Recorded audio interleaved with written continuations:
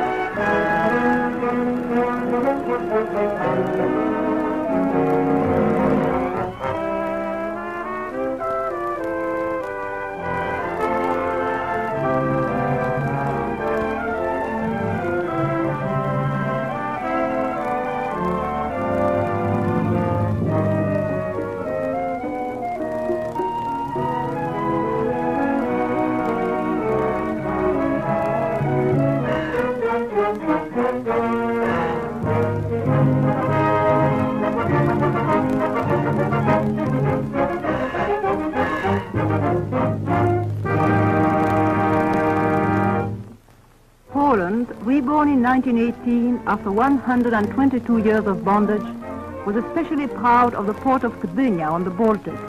It was evidence of Polish enthusiasm and creative power, of the economic potentialities of Poland.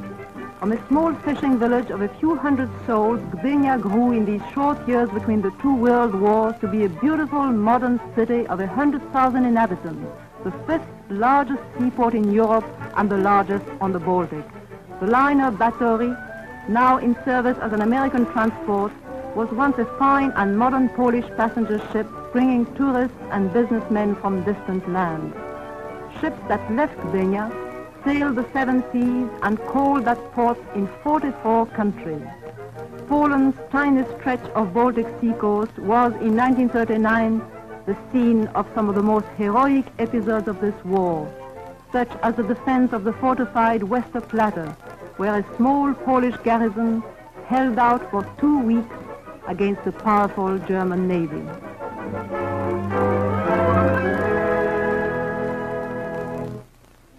Historically, Poland grew around the basin of the Vistula River. Of the Vistula, that Marie Skłodowska-Curie called my river, this is what she wrote. There is a Krakow song in which they sing, this Polish water has within itself such a charm that those who are taken by it will love it even unto the grave. Here for centuries, the Poles time and again had stopped the Germans in their age-old drive to the east. That is why so many fortresses and strongholds were built there. In their shadow are many historic landmarks, cities and cathedrals. The town hall of Świecie dates back 800 years. The Pelplin Cathedral was built in the 15th century and is 600 years old.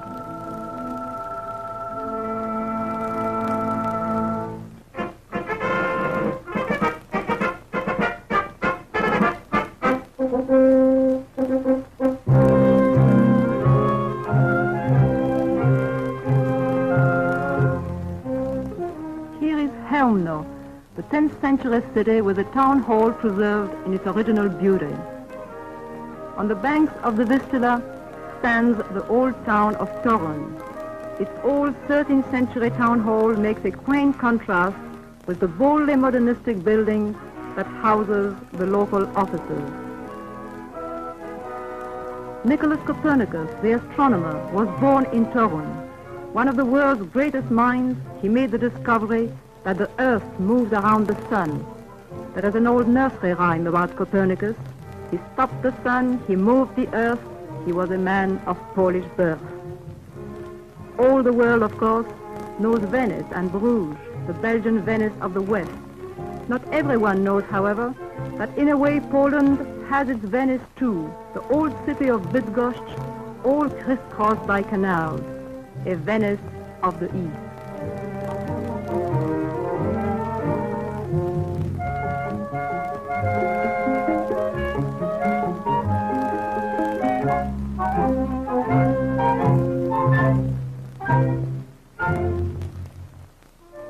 A 2,000 years old construction at Biskupin is seen here, proving the Slavonic origin of this land.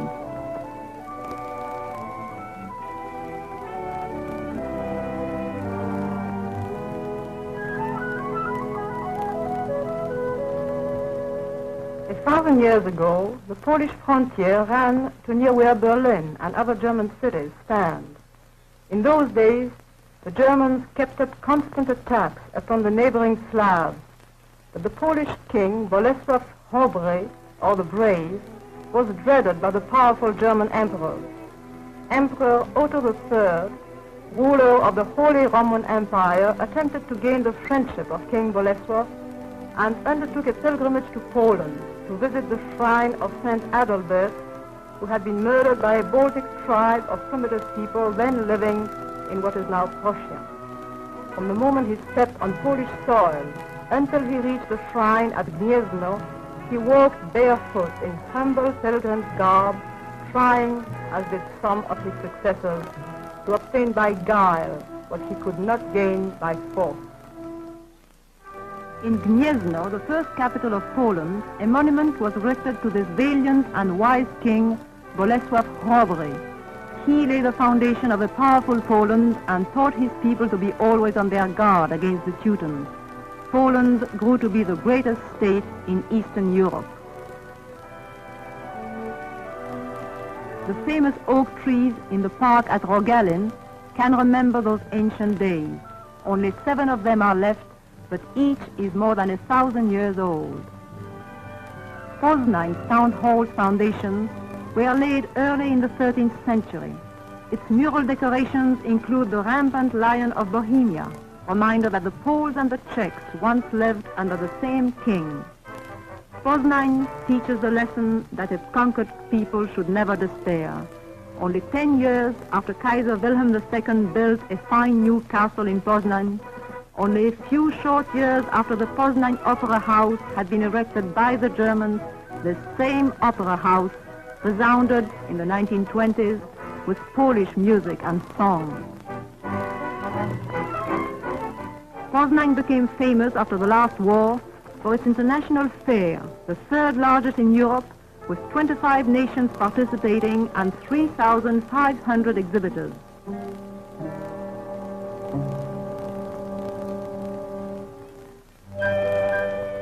Poznań has a Woodrow Wilson Park and a monument to President Wilson, given to the city by Ignacy Paderewski, the great Polish artist. The German invaders were to wreck it savagely in 1939. The Kurnik and Gołuchów museums contain fine collections of old Polish armor, pottery, and rugs.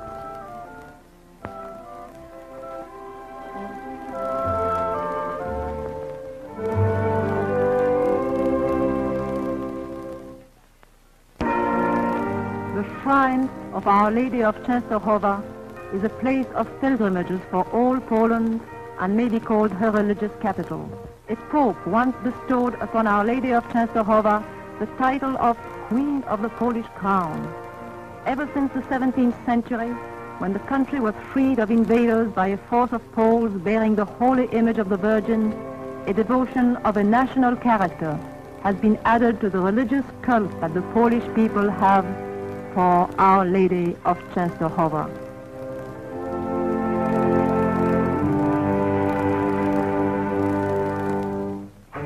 Upper Silesia is extremely rich in natural resources, such as zinc ore and coal.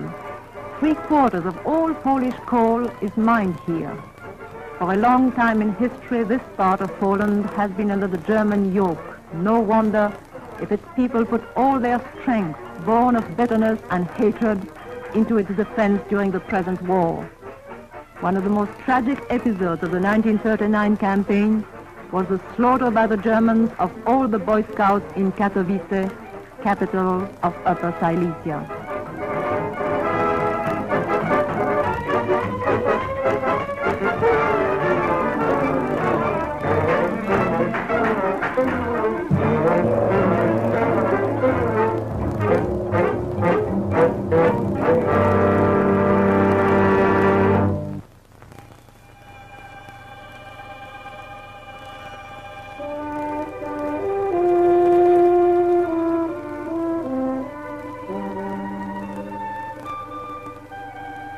Zakopane, in the lofty Tatra Mountains on the boundary line between Poland and Czechoslovakia, was a favorite health and sport resort. In summer, it was the mecca of mountain climbers, while its winter sports season attracted visitors from all over the world.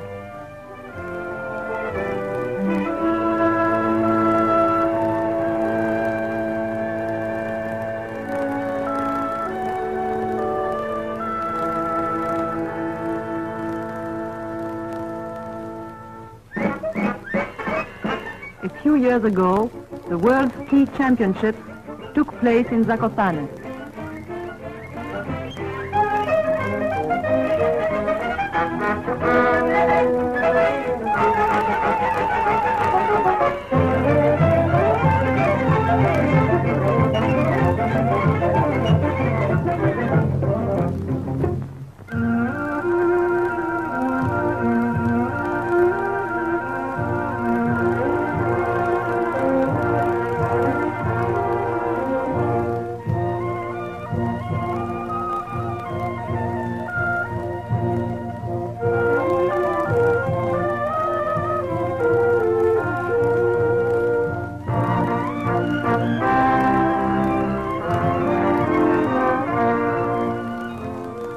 The people of this mountainous country have preserved their quaint costumes, language, and their old peasant dances. Their music, based on the archaic Aryan scale, was a source of delight to many a modern composer.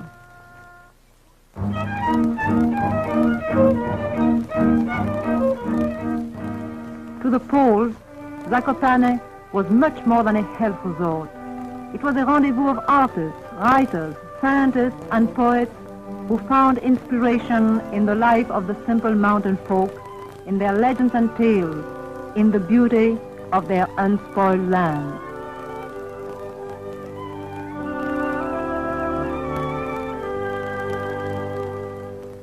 The Polish soldiers who in 1940 fought in France and helped to defend Norway, those who held at Tobruk and attacked at El Ghazala, the Polish airmen who played such a gallant part in the Battle of Britain, and the Polish infantry standing guard along the Scottish coast, all those patriots had many predecessors in the history of their country.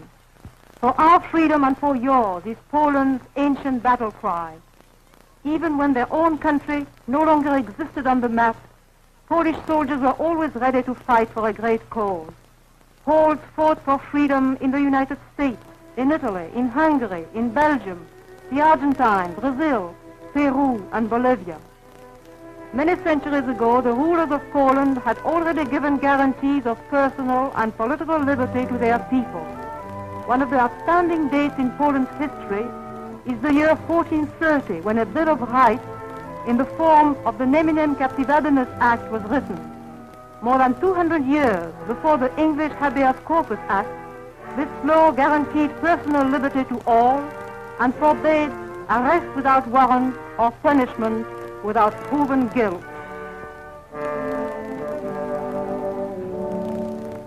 Kraków, capital of Poland from the 14th to the 17th century, is rich in architectural treasures of that period. One of the most beautiful Gothic structures is the Cloth Hall. We might call it the first department store in the world.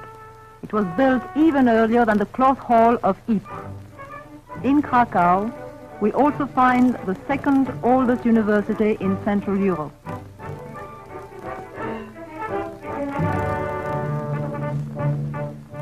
Tadeusz Kościuszko, who fought for the freedom of the American colonies by the side of George Washington, is buried at the royal castle at Wawel, Poland's Westminster Abbey, together with Polish kings, famous poets, military commanders, great heroes.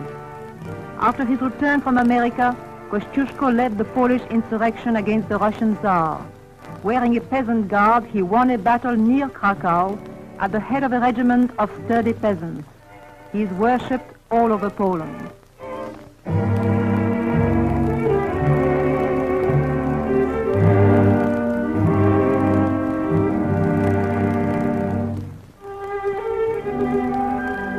Not far from Krakow, in the picturesque foothills of the mountains, many health and summer resorts were built at żywców and Krynica.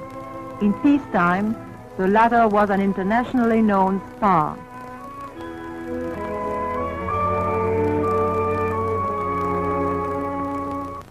Primarily, Poland is an agricultural country.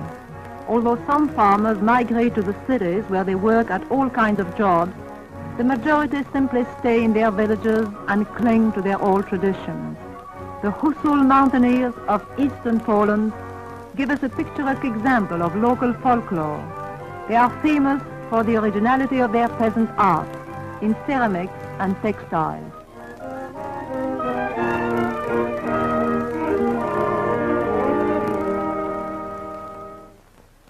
Let us go back to the warriors of Poland, to her famous soldiers. In 1683, when the Turks were besieging Vienna, when things looked hopeless, the Austrian Emperor Leopold II and Pope Innocent XI sent messages to the Polish king Jan Sobieski, begging him to come to their rescue. The king arrived at the head of his army and completely routed the Turks. In memory of this great victory, one of the star's constellations is called Sobieski's Shield. Later on, Turkey and Poland concluded a pact of lasting friendship, and Turkey was the only country which did not recognize the partitions of Poland. For more than 100 years, an empty seat was kept at the Sultan's court at all official festivities and diplomatic receptions for the temporary absent Polish ambassador. To King Jan Sobieski, the Poles erected a monument in the city of Lwów, the southern bastion of Polish culture. As is often the case with frontier cities, its inhabitants are the most ardent and devoted patriots. When in 1919 Lwów was in danger of being torn away from Poland, even women and children took up arms to save the town. Some of these eaglets, as the people called them, lie in the cemetery, together with American airmen of the famous Kościuszko squadron who had come over to help save the town of Lwów for Poland. The grateful inhabitants erected a monument to their memory.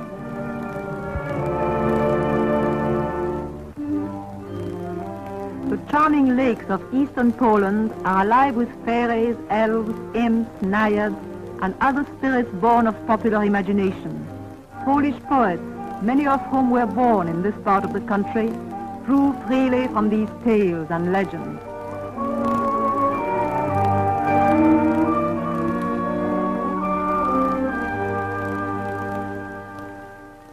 Now here is a true story, not a legend. 600 years ago, a young and lovely girl silenced her love for a handsome prince in order to marry a foreign old man. She was sacrificing her love for her country. The young girl was a Polish queen of French and Hungarian descent by the name of Jadwiga.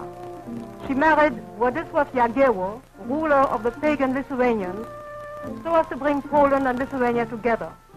As a result of this marriage, Jagiełło and his subjects embraced Christianity. Very soon, in 1410, the joint armies of Poland and Lithuania defeated the Teutonic Knights of the Cross in the famous Battle of Grunwald. This victory united Poland and Lithuania and showed how a concerted effort can conquer overwhelming force. Wilno, like Lwów, a frontier city, was the birthplace of Polish romantic poetry. Here the great Adam Mickiewicz was born.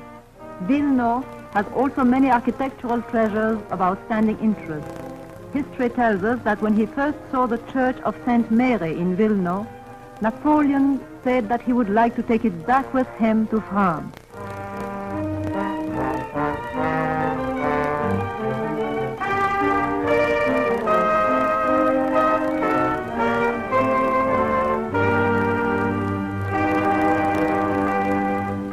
The holy picture of Our Lady of Ostra Brama is worshipped here, as is the shrine of Our Lady of Częstochowa in western Poland.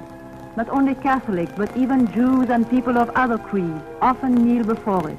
In the Rosa Cemetery, on the outskirts of Wilno, the heart of Marshal Pilsudski is buried. Pilsudski had expressed a wish that it should lay there next to the grave of his mother.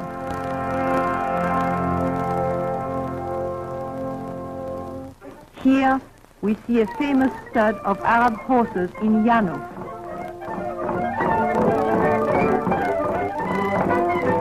Horse breeding was developed in Poland on a large scale. Polish cavalry has played an important part in the history of Poland. It distinguished itself during the Napoleonic campaigns. Powtórki, who gave his life while defending the freedom of the American colonies, was a lancer.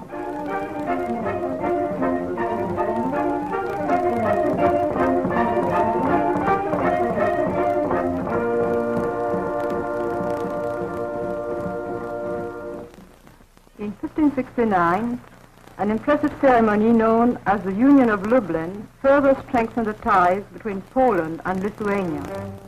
The members of the Lithuanian House of Representatives journeyed to the Polish city of Lublin and there joined with the Polish Parliament in a unanimous vote for the union of the free with the free and the equal with the equal.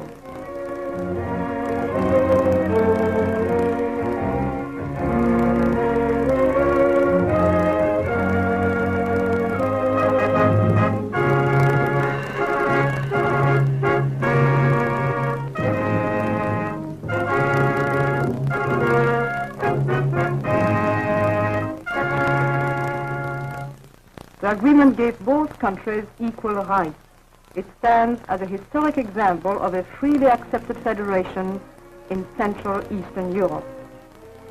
The Warsaw Confederation of 1573 gave religious freedom to all. The Constitution of the 3rd of May in 1791 was one of the first constitutions in Eastern Europe which took into account the will of the people. In 1794, under the leadership of Kielinski, a cobbler, the inhabitants of Warsaw rebelled against Russian oppression. Warsaw has been Poland's capital from the 17th century on. Its name is closely interwoven with Polish history. For more than 20 years after the last war, Warsaw was the seat of the Polish government and of the parliament. Here in September 1939, the heroic Poles defended their city for 3 dramatic weeks. They only surrendered after all water, food, and ammunition were spent. The finest historical buildings and churches in Warsaw have been destroyed by German bombs. The great Chopin was born on the outskirts of Warsaw and studied in that city. To play his music is now forbidden in Poland by Hitler's orders. There are no Polish schools in Warsaw. There is no bread, no milk for Polish children. Every day some inhabitants of Warsaw die of starvation or are tortured in concentration camps. But in every Polish home, no doubt, in homes such as the one where my mother, Maria Skłodowska-Curie, was born, someone today is teaching Polish children in secret. Someone is printing an underground newspaper.